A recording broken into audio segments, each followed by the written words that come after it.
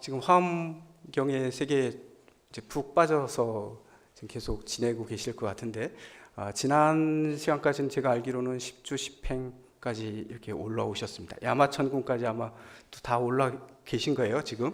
오늘 이제 다섯 번째에 이제 들어가는 건데, 9번 법문하시는 중에 5번째신데, 요번에는 요 품이 여기서부터 시작돼가지고 10회양 품에 해당되는 부분이거든요. 10회양에 해당되는 것입니다. 그런데 이 10회양에 대한 법문을 하시기 위해서 부처님이 다시 장소를 옮기시는데 어디 올라가시나요? 네, 오늘은 도설천궁으로 올라가십니다.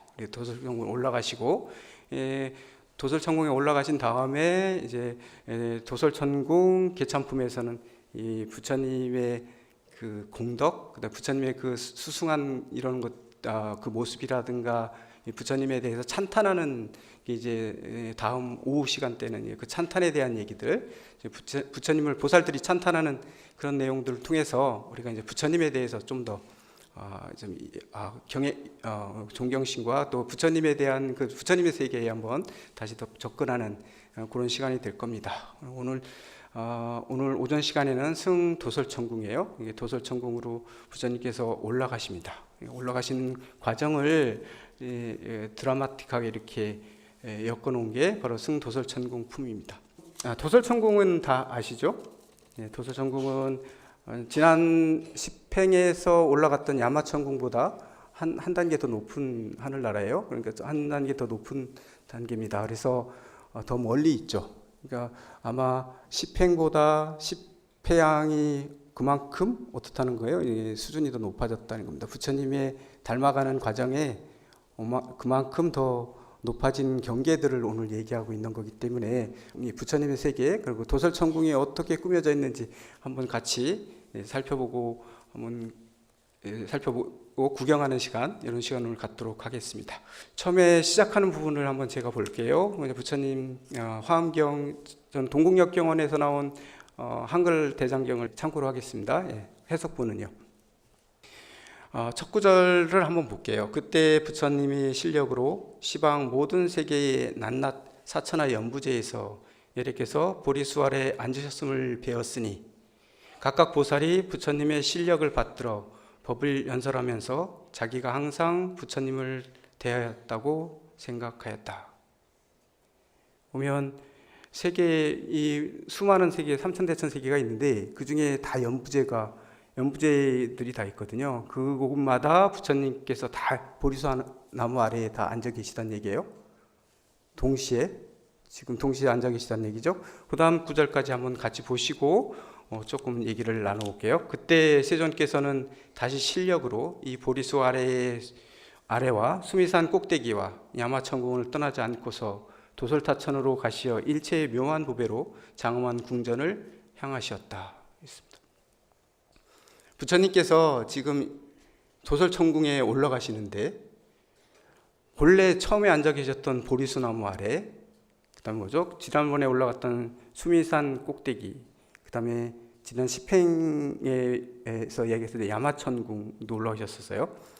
야마천궁에 올라가신 그 상태로 거기서 몸을 거두셔가지고 또 이 도설천궁으로 올라가시는 게 아니고 어떻게 하나요? 그대로 있는 상태에서, 머무르는 상태에서 도설천궁에 또 가시는 겁니다.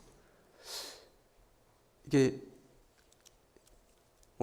어떻게 그럴 수 있죠?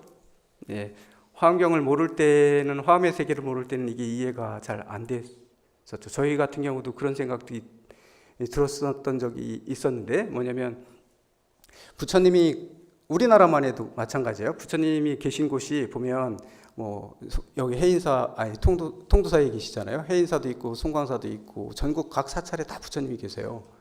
근데 저희가 예불을 드릴 때, 사시 예불을 드릴 때 어떻게 하나요? 다 같은 시간에 예불을 드리잖아요.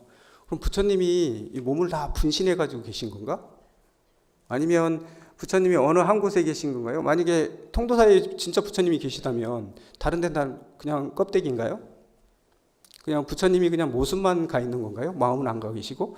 그러면 통도사에서 예불하는 것만 진짜로 부처님께 예불하는 게 되고 다른 데에서 예불하는 건 다 아니잖아요. 그럼 부처님이 옮겨 다니시나요? 그런 생각이 할 수도 있죠. 이거는 제가 화신 부처님이나 법신 부처님에 대한 이해가 안 돼 있기 때문에 그렇다. 그렇죠? 여기 화엄의 세계에 지금 들어오신 분들은 아마 어느 정도는 감으로 아시고 계실 거다. 야, 이게 다 동시에 계실 수 있다라는 거. 이게 불가사의한 거죠. 이게 법신 부처님이기 때문에 동시에 다 계실 수 있습니다. 여기서도 마찬가지지만 여기서 올라가는 데 보면 이 도솔천궁으로 올라가시는데 보리수나무를 떠나지 않으세요.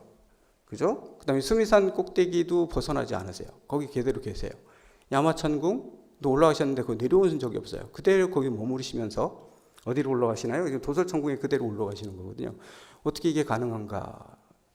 우리는 이 육신이라는 몸에 매여 있는 하나의 중생으로 살기 있기 때문에 몸에 한계가 있는데 부처님께서는 법신 부처님께서는 그런 한계를 벗어나신 분들이거든요.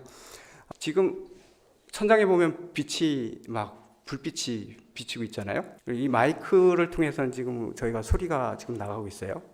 전기는 어디든지 평평하게 다 이렇게 돌아요. 다 펴져 있어요. 어떤 형체를 가지고 있거나 어떤 모습을 가지고 있지는 않죠.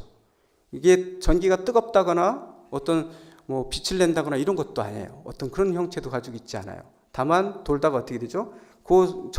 다 도는데 그 순간순간 그 중간중간에 뭐가 있나요? 이게 열풍기가 있으면 열풍기로 이렇게 열을 내주고 빛내는 업들이 있는 데는 빛을 내주고 있고 화면을 보여주는 데는 화면이 보이게 되고 이렇게 소리로 만들어지는 소리로 이렇게 나가게 됐거든요. 그 업에 따라서 이게 업이라고 우리는 이 기계를 어떤 특정한 어떤 시스템을 가진 것들이기 때문에 이게 업이 형성되어 있는 것들이잖아요. 그러니까 부처님은 이 세계에 다 공존하고 계신데 다 이렇게 계신데 그 순간순간 어떤 그런 업에 따라서 출현을 하시죠. 보여주시고 그럽니다. 때로는 빛으로 보여주고 때로는 열로 보여주고 이러듯이 전혀 성격이 다른 모습들도 다 사실은 누가 만들어내는 거냐면 전기에서 나오는 거거든요. 이 세상의 모든 것들은 다 바로 부처님이 만들고 있다. 부처님에 의해서 만들어지고 있다라는 얘기는 이게 완벽하게 이렇게 맞아떨어지는 비유는 아닐지 몰라도 요거를 상상으로 해서 생각해 보시면 좀 더 법신 부처님의 그런 형태를 우리가 이해할 수 있다. 그러니까 도솔천에 올라가시는데도 불구하고 야마천이나 수미산이나 이런 곳을 전혀 떠나지 않고 그대로 올라가고 계신 겁니다. 그렇기 때문에 오늘 지금 송광사에서 예불을 드리고 있는 스님들, 불자님들, 통도사에서 예불을 드리고 있는 불자님들 걱정하실 필요 없죠. 어디서든지 부처님 계신 곳에서 예를 드리면 다 거기 부처님이 계신 거거든요. 한 부처님인데 어떻게 이렇게 여럿이 수 있냐, 분신이냐 그런 개념이 아니에요. 그런 개념을 떠나 있는 상태다. 이렇게 보시면 되죠. 자, 이렇게 도솔천궁으로 이제 부처님이 이제 올라가세요. 이제 올라가시는데 보시죠. 그러면 도솔천의 왕이 이제 부처님이 오시는 걸 보고 이제 막 이렇게 궁전을 꾸미시죠. 이것저것 꾸미시는 내용들이 나옵니다. 부처님께서 올라오시는 걸 보고서 자기가 최대한으로 꾸밀 수 있는 것들을 꾸미죠. 온갖 꽃과 장식물로 다 화려하게 장식되어 있고 그 누각도 역시 마찬가지죠. 100만억의 찬란한 꽃들과 생각할 수 없는 그런 모든 보배들로 모든 게 장식이 됩니다. 저희들이 여기 좀 올라왔다라는 걸 알 수 있는 게 뭐냐면 뭔가요? 수미산에 있을 때는 숫자가 1만 보배들로 꾸며져 있다고 막 이렇게 표현하셨었거든요. 그런데 지난번에 야마천궁에 올라가실 때는 몇 만이 있었어요? 100만의 보배들로 막 꾸며져 있었거든요. 근데 오늘 도솔천궁으로 올라가는데 몇 만이 있는 거죠? 100만억입니다. 100만억으로 뛰었습니다. 이 숫자의 크기를 1만에서 100만, 100만에서 100만억으로 뛰었어요. 그만큼 숫자가 비유하는 것들을 통해서 뭐냐면 그 수행의 단계, 그 다음에 그 부처님의 세계에 열려지고 보여지는 게 그만큼 넓어지고 커졌다라는 걸 여러분들 아실 수 있습니다. 10행보다 10회양이 그만큼 더 수승한 그런 경계들이다라는 것들을 이 숫자로서 얘기해주고 있는 거다. 이 세상에서 우리가 얘기할 수 있는 모든 최고의 그런 보배들 이런 것들을 다 열거하기 때문에요. 이렇게 많은 숫자들이 나오는 거죠. 그러니까 이 보배들로 꾸며져 있고 꽃구름으로 꾸며져 있고 다 그렇습니다. 구름으로도 덮여 있고 이런 내용들이 막 나오죠. 그다음에 광명도 여러 광명들이 있죠.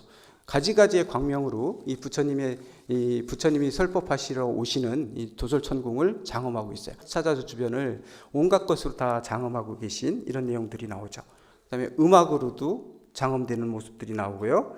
그다음에 거기서 모든 보살들이 부처님을 찬탄하는 것도 역시 하나의 이 장엄이에요. 그 오시는 그 자리를 장엄하고 있는 이런 것들이 있죠. 그 도설천궁에 있는 보살님들이 뭐죠? 네, 보살행을 통해 가지고 또한 이제 장엄을 해요. 보세요. 백만억 보살은 보시바나미를 얻어 온갖 것을 보시하고, 백만억 보살은 지게바라미를 얻어 여러 가지 계율을 굳게 지키고, 백만억 보살은 인욕바라미를 얻어 마음을 망동하지 않으며 일체 불법을 능히 받고, 이렇게 백만억 보살들이 모여서 보시를 행하고, 그다음에 지게를 행하고, 인욕을 행하고, 정진을 행하고, 그다음에 선정을 행하고, 그다음에 지혜의 바라미를 하고 행하는 이런 모습들이 나오거든요. 이것도 뭐죠? 부처님의 그 단을 장엄하는 겁니다. 보살의 행을 통해서 장엄하죠. 그 모든 그 꽃이나 뭐 보배나 이런 것들로 장엄하는 걸 떠나서 또 거기에 계신 보살님들은 자기의 이런 수행으로서 여태까지 부처님께서 말씀하셨던 그 수행을 직접 자기가 수행을 통하는 것도, 수행으로 옮기는 거, 이런 것들도 뭔가요? 하나의 장엄입니다. 부처님이 그 불단을 장엄하고 계신 거예요. 부처님이 지금 오시고 계시기 때문에 그 자리를 이렇게 화려하게 장엄하는데, 보살들은 자기들 이런 수행으로서 또 장엄을 하고 계십니다. 이렇게 보살들뿐만 아니라 그 다음에 뭐죠? 뭐 팔부나 인천, 뭐 이게 하늘나라 하늘 신들까지 다 와서 이렇게 부처님을 공양하고 부처님께 예경함으로써 또 공양을 장엄을 하고, 이런 모습들이 장중하게 이렇게 펼쳐지는 모습들이 있죠. 이것들을 다 저희가 보기에는 경전이 되게 길기 때문에 하나하나 보진 않겠습니다. 나중에 가셔가지고 한번 쭉 한번 읽어보세요. 그러면 저는 이거 읽으면서 어떤 느낌이 드냐면 이렇게 환희심이 막 난다고 얘기하나요? 이런 보배들, 이런 보배들이 장엄되어 있는 모습들이 너무 장중하게 받아들여지는 거죠. 네. 이 세상에 모든 존재하는 것을, 모든 것들은 다 거기에 있는 겁니다. 저희가 사실은 이게 볼 수 있는 게, 아까 이미 수미산 전상에도 올라갔고 야마천궁에도 올라갔고, 지금 여기 도솔천에도 올라와서 이렇게 장엄하는 숫자가 막 늘어나는데, 화엄경에서 얘기하는 게 원래는 그 모든 장엄들이 이 지구 안에, 지금 우리가 있는 이 공간에도 완벽하게 다 갖춰져 있고 다 장엄되어 있거든요. 근데 뭐죠? 아직 10주 정도 우리가 구해서 1만 정도까지 보여지는 거거든요. 그 다음에 그 다음에 10행 정도 올라가실 때는 100만 정도로 보여지는 거고, 조설천궁에 오르면 100만 억으로 보여지는 건데, 그만큼 그 뒤에는 더 많은 것들로 펼쳐졌겠죠. 그 수준에 따라서 이렇게 펼쳐져 보이는 것 뿐이에요. 이 자리를 떠나서 이 자리 말고 다른 데 장식되어 있는 걸 얘기하는 건 절대로 아닌데, 저희가 볼 수 있는 것들은 잘 안 보이잖아요. 이건 뭔가요? 우리는 아직 수행이 안 돼 있기 때문에 환희롭지 못하죠. 이 자리에 지금 오신 1000명이라든지 이렇게 많은 불자님들이 전부 다 각자 자기의 보는 만큼의 환희심들이 나실 거예요. 이 안에 장식되어 있는 것들이, 이게 환희심이 많이 나실수록 뭐죠? 조금 공부를 많이 하실수록 어떻게 되나요? 더 올 때마다 더 환희심이 나시고, 더 꾸미는 건 없지만 더 꾸민 것들이 마음속에 이런 장엄들이 보이시고 이렇게 돼 가는 겁니다. 이것들을 경전에서 다 표현해 놓고 있는 거다, 이렇게 보시면 되겠죠. 예, 이런 장엄들을 해서 온갖 장엄들을 통해서 부처님 오시는 것을 궁전을 장엄해 놓습니다. 그렇게 되면 이제 부처님께서 이제 들어오시죠. 이때 도설천왕이 열애를 위하여 사자좌를 차려놓고는 존중하는 마음을 내어 10만억 아승기 도설천자들과 더불어 열애를 맞아 받들고, 이제 맞아 들이십니다. 부처님께 만났습니다. 청정한 마음으로 아승기 색 꽃구름을 내리며, 부사이의 색 향구름을 내리며, 갖가지 색 화만 구름을 내리며, 역시 마찬가지로 뭐죠? 부처님께 오셨어요. 이제 사자좌에 이제 맞아 들이시면서 역시 또 뭐죠? 자기 천자들이 가지고 있는 이런 것들 공양을 부처님께 올리는 겁니다. 자기 수행을 통해서 얻은 과보 있잖아요. 결과물 나온 것들, 이런 것들을 부처님께도 다 올립니다. 이게 뭐냐면 역시 우리가 수행에 옮기고 오늘 하루 마음 공부하는 것 자체가 부처님께 올리는 공양이다. 부처님께 이렇게 공양을 막 올리고, 그래서 부처님을 영접했습니다. 부처님께 올라오셨어요. 그 다음에 부처님 오시고 나니까 가까이 오셔서 가까이 들리시니까 뭐예요? 그 다음에 부처님의 수승한 부처님의 모습들을 이제 보기 시작합니다. 이제 그 다음 이어지는 게 부처님의 수승한 공덕들을 이제 보기 시작하는 거죠. 그걸 보고 이제 보여주기 시작하는데 이걸 통해서 이제 부처님을 우리가 아주 가까이 오셨기 때문에 이제 뵙는 겁니다. 거기는 보살들이 부처님을 뵙죠. 부처님의 수승한 공덕들을 한번 살펴볼게요. 그 바로 첫 번째 공덕에 대한 얘기가 나왔는데 그거 한번 볼게요. 지혜의 경계를 다할 수 없으니, 그죠? 지혜의 경계는 다할 수 없어. 부처님의 지혜의 경계를 다할 수 없다니. 다할 수 없으니 비길 데 없는 삼매로 낸 것이며, 결국은 뭐냐면 부처님께서 그동안 닦으셨던 이 삼매에서 나온 것들이기 때문에 우리의 지혜로는 다할 수가 없다, 그런 얘기죠. 그 몸이 끝이 없어. 우리는 이런 몸이 한계가 있지만 부처님 몸은 끝이 없는 그런 몸이, 끝이 없어 일체 중생의 몸 가운데에 두루 있으면서, 결국 뭐예요? 모든 중생들의 몸속에 다 있다는 얘기예요. 한량없는 중생을 모두 환희케 하며 온갖 지혜의 종성을 끊이지 않게 하였다. 부처님의 수승한 공덕입니다. 지금 저희 주변에 있는 분들이 다 뭐예요? 사실은 부처님이십니다. 우리 세계에, 이 세계에 부처님의 법신이 가득해 계시기 때문에 우리 모두의 나의 업에 맞게끔 이 부처님이 내 업이 거기에 씌어서 내 업에 맞게끔 지금 이런 모습으로 지금 내가 형상돼서 살고 있지만, 사실은 뭐예요? 우리 본인들이 전부 다 사실 부처가 따로 있는 건 아니다. 부처님이 따로 계신 건 아니다. 주변에 있는 분들이 다 부처님이세요. 전부 다 부처님이세요. 부처님인데 지금 요 내 업에 의해서 내가 이렇게 지금 이런 모습을 가지고 또 이런 마음을 가지고 지금 사는 거예요. 예를 들어서 전기라는 게 다 이렇게 우리가 좋은 쪽으로만 얘기했지만, 전기에 조그만 뭐가 잘못되면 어떻게 되나요? 화재가 나오고 막 이렇게 재앙을 가져올 수도 있잖아요. 그런 것들 다 사실은 우리가 지금 다 부처님이시지만, 부처님인데 내 업에 의해서 이렇게 부처님이 이런 모습으로 살아가고 있지만, 이런 것들이 내가 업을 잘못 지으면 역시 또 재앙을 줄 수도 있다는 얘기예요. 다른 부처님들한테.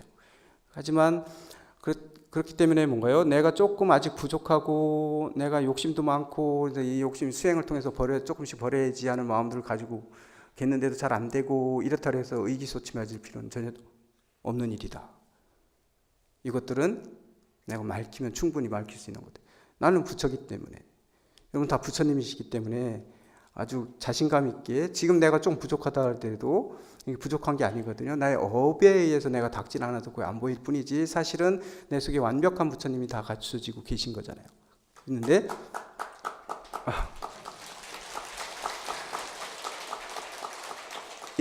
모두가 다 부처님이다, 이런 얘기입니다. 그런데 저희는 자꾸 부처님을 잘 보지를 못해요. 대부분 내 마음에, 내 업에 의해서 잘 안 보이거든요.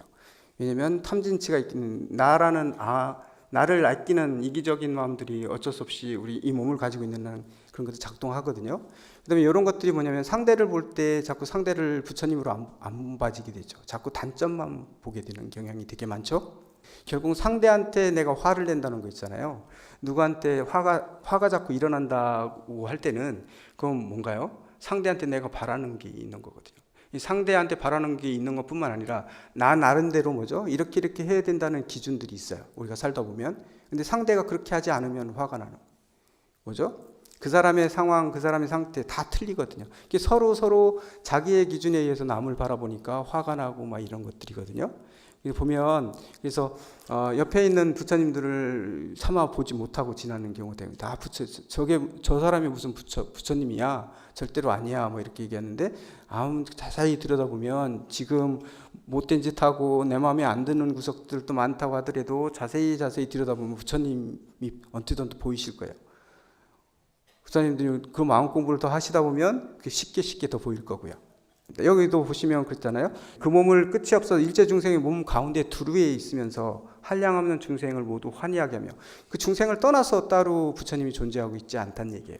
모든 부처님이 모든 중생 속에 그대로 같이 함께하고 있다는 얘기거든요. 이거는 모두가 다 부처다, 부처님이다 하는 얘기입니다.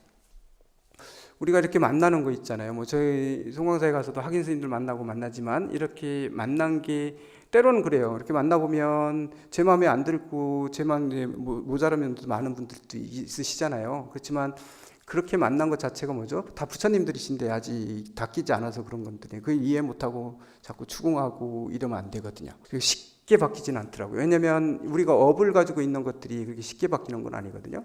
일단 그렇지만 다 부처님이라는 생각을 가지시고 공경하는 마음을 가지고 절대로 무시하거나 좀 천대하거나 이런 마음 없이 귀하게 여기는 마음만 가지고 있으면요, 결국은 그 사람도 교화되고 그 서로 관계도 좋아지고 이렇더라고요. 그리고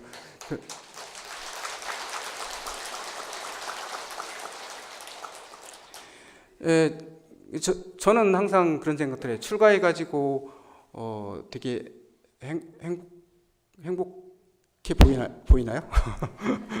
저는 출가해서 아직까지는요, 한 20년, 때로는 조금 뭐 고민되는 것도 왜 없었겠습니까마는, 그래도 그래 부처님 제자 된 거에 대해서는 이거는 내가 잘한 거다 이런 생각을 항상 하고 사는데, 보면 주변에 도반들이 다 제가 복이 많아서 그런가요? 옆에 있는 도반들이 참 좋은 도반들을 많이 하고 이렇게 인연이 많이 됐어요.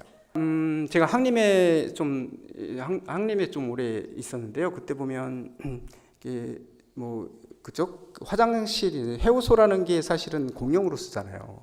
해우소가 공용으로 쓰는데 해우소하고 이렇게 씻는 그 세면장이 공동으로 저희는 활용을 했거든요. 근데 제가 거기 청소하는 거 담당들을 하잖아요. 그런데 가보면 이상하게 제가 화장실에 가보면 화장실하고 세면장에 가보면 항상 깨끗해요. 여기는 더럽혀지지가 않나 보다. 내가 청소할 데가 없어요. 그래가지고 이건 항상 이렇게 깨끗한 건가 보다. 여기는 봉선사 여기 해우소는 항상 깨끗해요. 이렇게 깨끗하네. 청소할 필요도 없네. 맨날 그랬거든요. 근데 그걸 1년, 2년 정도 된 다음에, 2년 되고 난 다음에 그 원인을 알았잖아요. 이유가 있는 건데 그걸 몰랐던 거죠. 티를 안 내니까요. 우리 도반 스님 하나가 항상 남들 없을 때 청소를 하는 거예요. 저희가 들어가기 전에 사람들 오지 않을 때 자기가 들어갔다 나올 때는 항상 비워놓고 깨끗하게 하고 항상 그러는 거죠. 근데 2년이 넘도록 티를 안 내니까요. 자기가 한다는 것도 없이 그냥 그렇게 하는 거죠. 그래가지고 저희 반성을 많이 했죠. 저렇게 해야 되는데 우린 당연히 여기 깨끗한 거구나. 누군가 하고 있다는 생각을 못 했어요. 그런데 그런 걸 통해 가지고 다른 데 가면 내가 저렇게 해야지 이런 것들 있잖아요. 그게 엄청난 이렇게 감동을 주거든요. 부처님이 따로 계신 게 아니잖아요. 다 부처님들 그런 구석들이 있습니다. 주변에 이렇게 이렇게 부처님 보살로 화연해 있는 부처님들이 되게 많아요. 눈 뜨고 한번 쳐다보시면 주변에 많으실 거예요. 집에서 남편이 그렇고 부인이 그렇고 다들 사실은 보살들인데 거기서 조금 저부한 것들 때문에 이렇게 서로 못마땅해 하고 이런 것들이 깊어지면 점점 그렇죠. 못 보게 되거든요. 우리 부자님들은 안 그러실 거다. 보이는 만큼씩 내 눈이 높아진 만큼 내 남편이 보살로 보일 거다. 내가 눈이 높아진 만큼 나의 집사람이 보살로 보일 거다. 내가 그게 보지 못하면 화가 나고 이러면 내 수행을 한번 되돌아보고 부처님의 이런 모습들을 한번 상상해 보시라. 이런 모습들을 한번 배워야 된다. 이런 얘기죠. 부처님은 여기 모든 중생에 두루에 있으면서 중생들 모두 환희하게 하면서 온갖 지혜의 종성을 끊이지 않게 하였다. 이게 그 자리를 떠나지 않고 모든 분들이 다 부처님이다라는 걸 얘기하고 있습니다. 법신 부처님이 이렇게 가득해 있어요. 이 법신 부처님들이 가득해 있는 상태에서 내 업에 의해서 내가 이렇게 만들어졌고 옆에 사람의 업에 의해서 이렇게 만들어졌고, 하지만 어떤가요? 영원한 건 아니잖아요. 우리의 업은 얼마든지 또 우리가 맑혀갈 수 있잖아요. 그렇기 때문에 내가 지금 태어난 이 모습이 영원하다는 건 아니죠. 그걸 무상이라고 얘기하잖아요. 이제 부처님의 수승한 공덕들을 쭉 찬탄하는 것들이 있습니다. 세간의 두루에 가면서도 세간에 어디에도 걸리지 않는 공덕 이런 것들도 얘기하시고요. 경전 구절 한번 읽을게요. 중생들의 업보가 같지 않고, 그죠? 중생들의 업보가 같지 않아요. 같지 않고. 그다음에 마음이 좋아하는 것이 또 차별하고, 근성이 각각 다름에 따라 부처님의 몸을 나타내며, 이게 아까 그 얘기죠. 근성에 따라서 부처님의 모습이 나타나요. 근성이 좋아하는 것, 그다음 중생들의 근기 이런 거에 따라서 부처님의 모습이 그만큼만 드러난다는 얘기죠. 열애는 항상 무수한 중생으로 인연을 삼아가지고 모든 중생들을 다 인연으로 삼고 계세요. 모든 부처님은 세간이 모두 인연으로부터 일어난 것을 말하며, 그렇지만 이런 모든 것들은 다 어느 인연에 의해서 이렇게 만들어진 것이라고 말하며, 모든 법의 모양이 다 형상이 없으면서, 형상은 없죠. 원래의 부처님 모습은 형상이 없는 거예요. 오직 한 모양만이 지혜의 근본인 줄로 알고 중생으로 하여금 모양에 집착함을 여의고 자기 몸에 집착하는 것들을 다 여의버리고 일체 세간의 성품과 모양을 보이어 세상에 행하게 하려고 그들에게 의없는 보리를 열어 보였다. 이게 이제 부처님의 수승한 공덕 중에 또 하나의 공덕이다.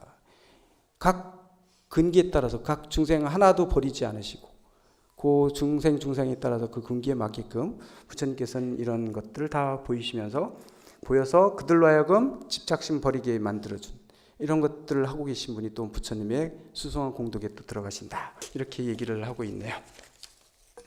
그다음에 온갖 지혜를 내고 이런 내용들이 또 장중하게 계속 펼쳐지고 있습니다.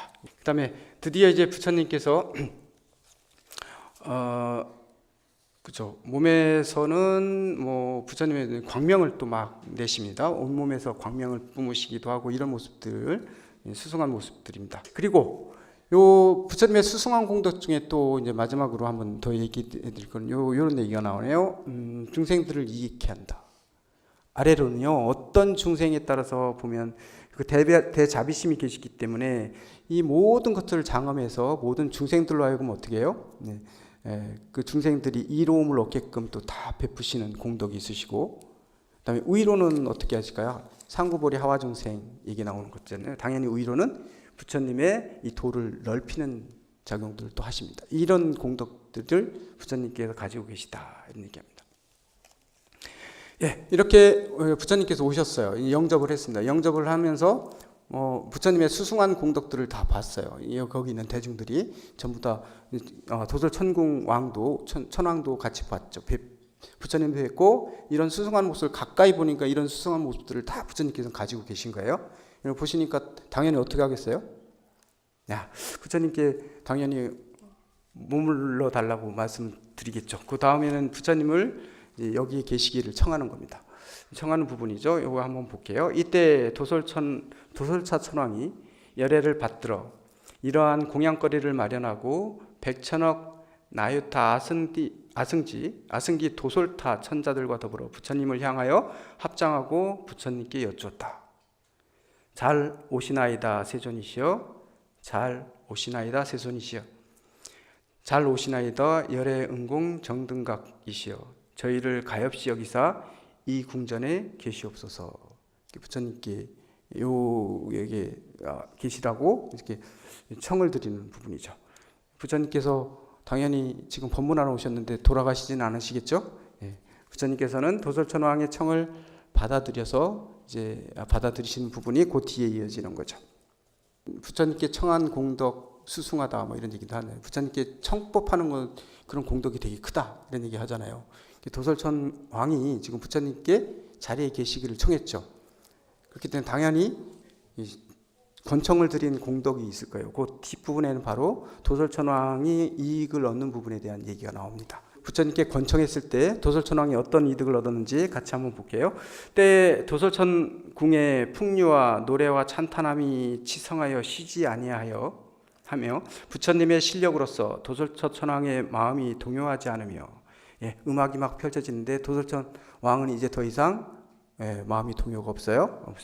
지난 세상의 선근이 모두 원만하여지고 그동안 아직 저보에 있었던 미진했던 지난 세상의 선근들이 다 원만하게 다 갖춰지게 되고 한량없는 선한 법이 더욱 견고하고 선한 그런 법들이 더욱 견고해지고 깨끗한 신심이 증장하여 크게 정진함을 일으키고 환희한 마음을 내었으며 좋아하는 뜻을 깨끗이 하여 보리심을 내었고 법을 생각하기 끊임이 없어 모두 지니고 잊지 아니하였다. 이런 것들이 다 원만하게 갖춰지고 부처님을 보고 환희하는 마음들도 역시 더 커지고 이런 얘기들이에요. 보리심을 다 맞아서 이제 더 이상 끊어지지 않는 보리의 그런 마음을 얻었다. 도솔천궁의 도솔천왕이 부처님께 여기 있으시기를 청한 그 공덕으로 이런 과보를 얻게 돼, 이런 이득을 얻게 되었다.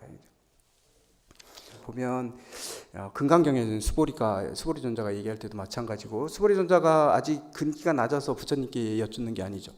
뭐죠? 부처님께 이렇게 설법해 주기를 청할 때는 왜 자기만 듣는 이게 공덕이 크냐면 뭐죠? 그 말씀을 통해서 많은 중생들이 다시 그 부처님을 뵐 수 있고 그 가르침을 통해서 공부할 수 있기 때문에, 이 부처님 한 번 법문하시는 거, 이렇게 설법하시는 게 결국에 한 번이 아니라 한 사람한테 하는 게 아니라 모든 사람들한테 이익이 갈 수 있는 거죠.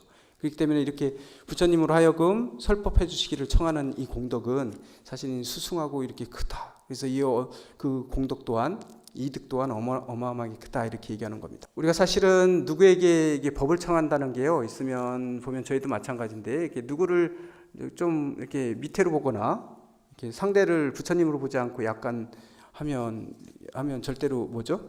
법을 청하지 않죠. 뭐 별거 아닌 것 같은데, 나보다 못한 것 같은데, 그런 얘기 하잖아요. 그런데 아무리 그렇다 하더라도 뭐죠? 다 부처님들이시기 때문에요. 아니요, 누구한테든지 어떤 법문을 듣더라도 그런 것들은 다 저한테 도움이 되고 다 그렇습니다. 그래서 그런 법을 청해서 법을 한번 이렇게 설할 수 있게끔 해드리는 거, 이런 것들은 이렇게 공덕이 크죠. 상대를 존중하는 마음, 상대를 귀하게 여기는 마음, 이런 마음이 없으면 함부로 또 법을 청하지 않아요. 이게 뭐죠? 아만 이런 것들이 있으면 안 되잖아요. 이런 것들을 떨쳐버린 사람만이, 겸손해진 사람만이 상대한테 법을 청할 수도 있거든요. 그렇기 때문에 이 법을 청함으로 인해 가지고 자기를 또 낮추는 이런 결과도 오잖아요. 그렇기 때문에 이런 공덕들, 이런 이익들이 자기한테 온다, 이렇게 얘기할 수 있죠. 그 다음에는 뭐냐면, 이제 개성으로 이 도솔천왕이 자기 이득을 이렇게 얻고 나서는 부처님을 찬탄하는 개송으로 찬탄을 하십니다. 첫 번째 구절만 한번 볼게요. 찬탄하는 구절 첫 번째면요, 이거는 도솔천 왕이 부처님을 찬탄하는 겁니다. 지난 옛적 무예월 열의 계심에 여러 가지 길상 중에 가장 승하며 그 부처님 장엄전에 일찍 드시니 그러므로 이곳이 가장 길상해, 이렇게 얘기했는데요. 이게 뭐냐면, 사실은 무예월열에, 광지열에, 보안열에, 산호열에, 논사자불열에, 이렇게 해서 10분의 부처님을 얘기를 해요. 얘기를 하면서 찬탄, 이분들이 여기 계셨기 때문에 바로 이 도솔천궁이 가장 길상한 곳이다, 좋은 곳이다라는 것들 얘기하고 이만큼 이 장소를 찬탄하는 거거든요. 결국은 사실은 그 도솔천은 누가 계셨던 거예요? 우리 부처님, 석가모니 부처님께서 오시기 전에 어디 계셨죠? 도솔천에 계셨잖아요. 그죠? 이 사바세계에 오시기 전에, 중생들 구제하기 오시기 전에 대기하고 계신 거 어디예요? 도솔천이거든요. 이 도솔천이 그렇기 때문에 여기 뭐냐면, 열부처님의 명호를 얘기했잖아요. 이 부처님들은 여기 계시다가 다시 이제 사바세계 중생 구제를 하시러 가셨던 부처님들이기 때문에 이 명호를 하면서 칭찬하는 겁니다. 지금 이 궁전에 이 사자자 자리가 이렇게 수승하고 훌륭하다라는 것을 지금 찬탄하는 개송이 나오는 겁니다. 그래서 10 부처님을 부르면서 10 부처님에 대해서 찬탄하는 부분이 여기 이어집니다. 이제 도솔천궁에서 이제 이 많은 걸 지금 막 다 지났어요. 어쨌건 이 장엄하고 하는 모습들을 보배로 장엄하고 꽃구름으로 장엄하고, 그다음에 뭔가요? 향으로 장엄하고, 음성으로 장엄하고, 이런 장엄들이 우리가 상상 이상의 그런 장엄들을 여기 펼쳐놓는데, 그러니까 우리가 보지 못하는 장엄들이에요. 그러니까 우리가 상상하는 건 우리가 아는 것만큼밖에 상상 못하잖아요. 근데 부처님의 이 세계가 장엄되어 있는 건 우리 상상 이상이기 때문에 이렇게 화려한 장엄들을 수없이 이렇게 얘기를 할 수밖에 없었거든요. 우리들은 잘 모르니까. 근데 그 부분들은 지금 다 그냥 지나쳐가지고 지금 뒤쪽으로 왔어요. 그 중간에 그 장엄하는 부분들이에요. 그런 부분들을 한번 이런 기분을 가지고 쭉 읽으시면서 한번 읽으시다 보면 또 환희심이 날 수도 있기 때문에 그 부분은 각자 한번 보시기도 하고요. 드디어 이제 이렇게 말씀하시니까 부처님께서 이제 사자자에 오르십니다. 마지막으로 이제 부처님께서 사자자에 오르시는 그런 부분이 제일 뒤를 마무리하죠. 한번 볼게요.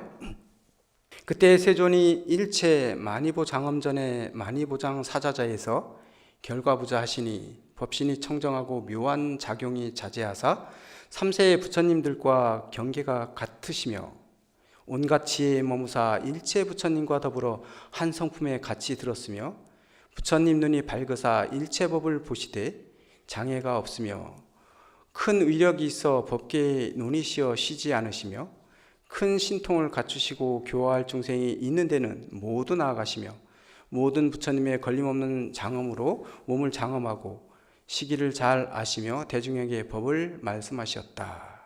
이제 사자자에 오르시는 장면입니다.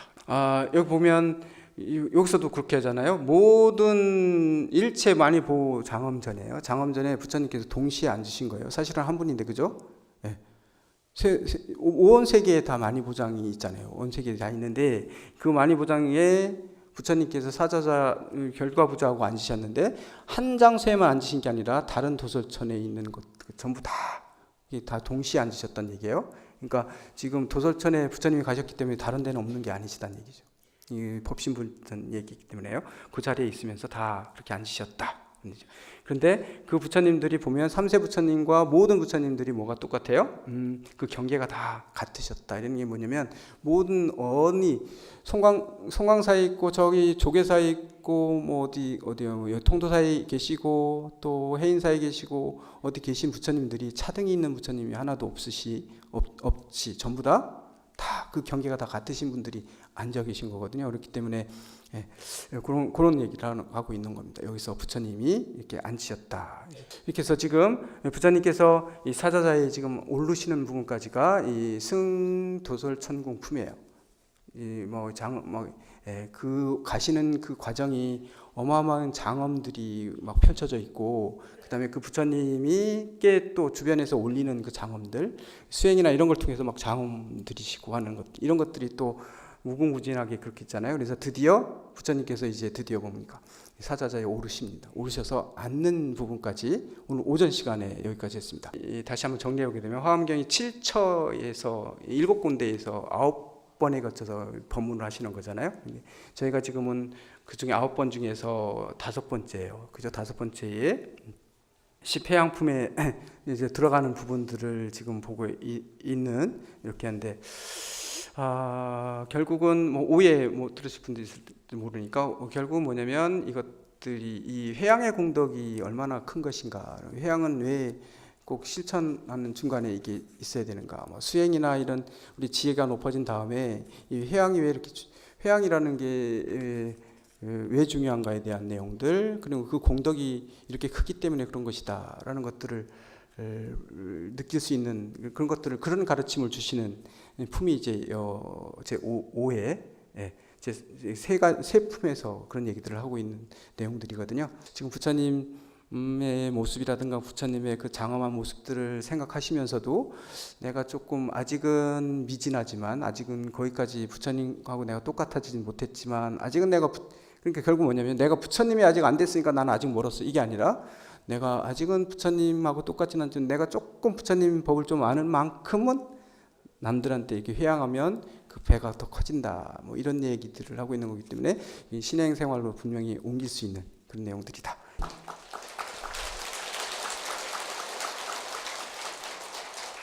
사실은 내용이 지금 막 이렇게 그냥 도솔천국으로 올라가는 부분에 대한 장엄된 내용들만 나와 있는 부분이기 때문에 내용이 장황스러울 수도 있고요. 뭐 별 뭐가 없는 것처럼 보일 수도 있어서 그렇지만 나름대로는 부처님이 어떻게 하면 이 부처님의 이 장엄한 세계들을 환희심나게끔 만들어 드릴 수 있을까 하는 고민을 했는데 안 되더라고요. 이게 마음대로 안 되죠. 이게 직접 조금이라도 그런 게 있나 이렇게 생각되셨다면 저희 바람은 뭡니까? 직접 한번 승도솔천궁을 읽으시면서 그런 환희를 한번 느껴보시라고요. 부처님 세대에 내가 나아가고 있을 때 이런 환희심, 그리고 그런 것들이 장엄되어 있는 모습들, 이런 데서 직접 한번 보시면 환희심이 나실 거라고 생각하고요.